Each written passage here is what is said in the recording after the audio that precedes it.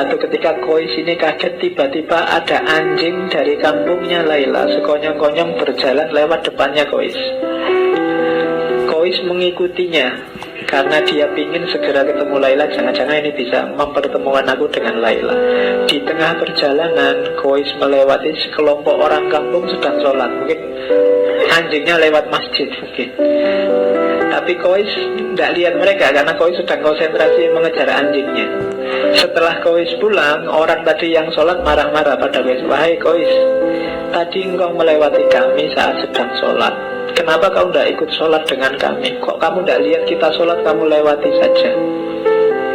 Katanya Kois, demi Allah, saat kalian sedang sholat berjamaah, aku sama sekali tidak melihat kalian.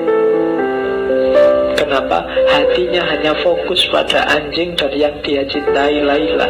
Siapa tahu anjingnya bisa mempertemukan dengan Laila. Bila kalian benar-benar cinta pada Allah sebagaimana diriku cinta pada Laila, pasti kalian tidak melihat aku.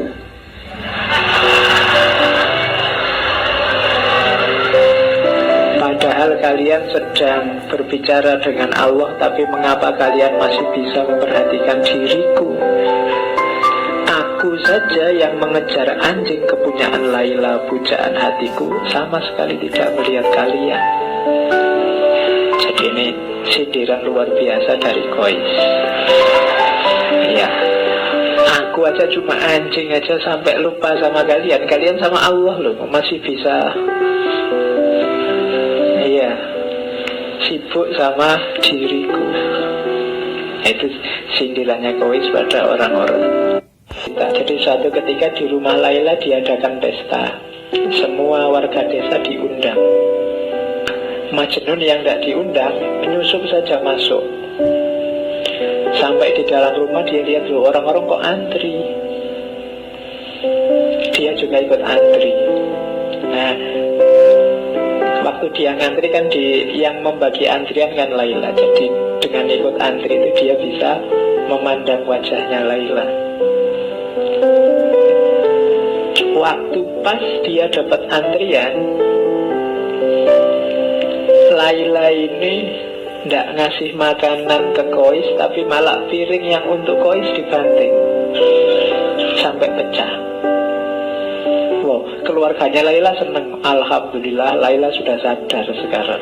Orang-orang seneng semua, tapi ada orang yang lihat tuh, ini Kois kok tidak sadar. Kois juga ikut-ikutan seneng.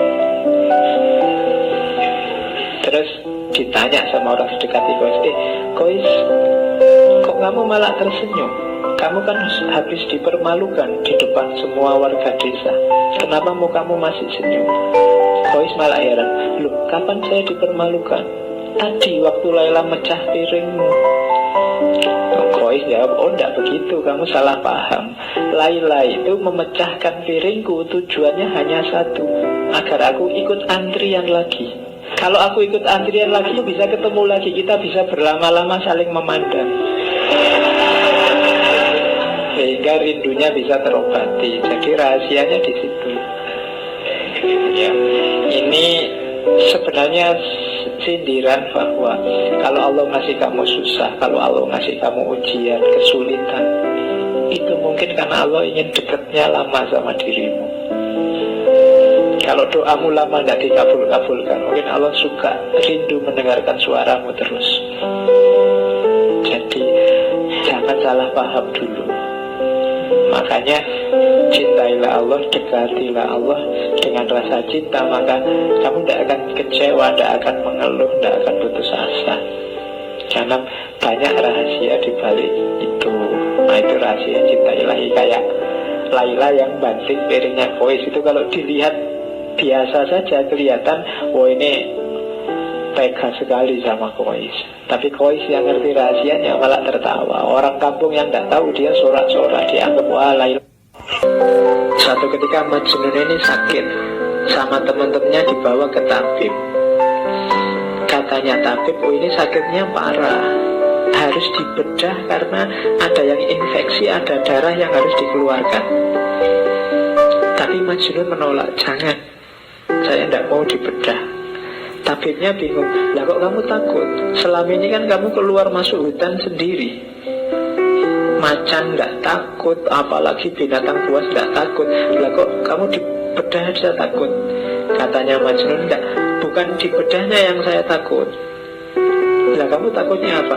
Aku takut pisaunya menyakiti Laila. Tabibnya heran, lu menyakiti dari jalur mana? Wong yang dibedah kan badanmu. Katanya Majnun, lu justru itu. Laila itu ada di setiap bagian tubuhku, dia ada di aliran darahku. Jadi aku takut menyakiti. Ya karena ini pelajaran bahwa ketika orang sudah sangat mencintai, antara yang mencintai dan dicintai sudah tidak terbedakan lagi. Jadi kalau Laila disakiti, Majnun yang sakit. Kalau Majnun disakiti, Laila yang sakit. Jadi ketika Majnun dibedah, yang dikhawatirkan oleh Majnun adalah sakitnya Laila. Kenapa? Kalau Laila tahu Majnun dibedah, dia yang sakit. Itu yang dikhawatirkan oleh Majnun. Kalau orang yang kamu cintai sedang disakiti apa dia, kan kamu juga tidak terima sakit. Nah, itu yang tidak diinginkan oleh Majnun. Makanya jangan dibedah. Aku takut apa? Kenapa? Di setiap aliran darahku ada Laila. Kalau aku disakiti, Laila juga sakit. Oke, ini pelajaran cinta selanjutnya. Ada kisah satu ketika Majnun ini ingin ketemu Laila. Terus dia naik onta. Tapi sayangnya ontanya baru melahirkan. Nah, onta yang baru melahirkan ini masih sayang-sayangnya sama anaknya. Jadi waktu ditunggangi oleh Majnun, ontanya ini bolak-balik, mau maju tapi dia mau mundur lagi, maju mundur.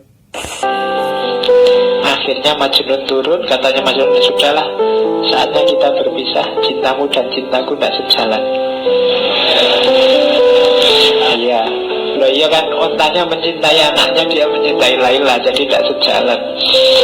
Karena menunggangi kamu, selama ini aku berjalan di tempat, kadang maju, kadang mundur. Perjalanan beberapa hari memakan waktu 60 tahun, maksudnya lama sekali. Aku tidak akan menunggangi kamu lagi. Majnun terus turun, terus lari, tapi terus jatuh dia. Kakinya patah, tapi dia tidak putus asa ceritanya. Kakinya patah, dia ikat sendiri, terus dia menggelindingkan badannya. Tidak bisa jalan kan? Ya, merangkak juga tidak bisa, kakinya sakit diikat. Ya sudah, muter aja gelundung.